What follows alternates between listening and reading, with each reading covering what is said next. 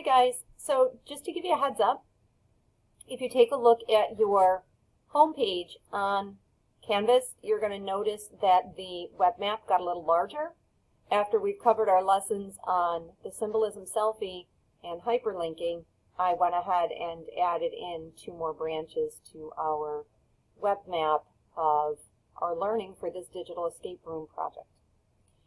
What we're going to do today, either going to your modules or today's lesson, you're going to hop over and see in our agenda that today we're going to generate questions by creating a Google form.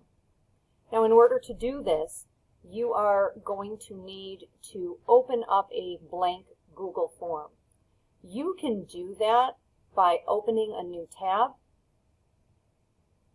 and you can either go into your Waffle and open up your Drive, or you can scroll down and you will find a button here or an icon for forms. When you click on that, you're going to open a new form, and then you're going to begin. And you can take any topic that comes to mind. I've got students that have talked about how much sleep they get and want to know how many hours of sleep other students get, favorite movies, if you have a specific hobby or something that you're really into and you want to poll other people. Whatever topic interests you is what you're going to create. If you have really just no idea at the moment, you're kind of frozen, I like the idea of going back to food. Okay, so I'm going to go ahead and make mine here about favorite foods. And I want to know, what is your favorite food? Do they match some of mine? Take this survey to find out. Anything that you want to kind of do to get your reader to get a mindset for this particular survey, you put here in the description. So I'm going to make this main dish. And I love garbage plates. I also love pizza and boneless wings. And so I can just start typing in my options here. Now, with this survey, I'm putting my favorite meals, and so any ideas that you have here, you can just go ahead and keep listing and put in your favorite dishes. Let's just say I'm not going to do this one after all. I'm going to leave this here. If I want a new question, I come up and hit the plus sign, and I begin. Now, I might have it so I want you to type your name in the survey, or I might want to ask you, what is your favorite dish? And maybe I want it to be a short answer question. It will auto change here and make it a short answer question. If you want it to be longer, you can click that and you can make it a paragraph response. You might decide that you want to make it another multiple choice. Checkboxes is one that if you have lots of options and you want people to be able to check more than one option, they can do so by answering checkboxes. I'm going to go ahead and leave this one short answer, and I'm going to make this one a checkboxes up here so that you can see what that would look like.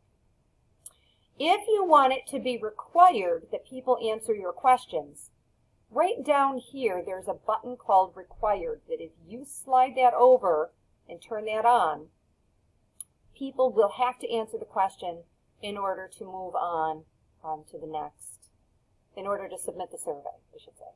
Now, also, one other thing to consider, if you're going to do, say you're going to do a question about main dish, and then you're going to do a question about dessert, and then you're going to do a question about vegetables. If you want the setup of each question to be the same and you just want to change some words in it, you can also use this little option here that's called duplicate. So I could take here and I could turn this into dessert. And then I can just change my options accordingly.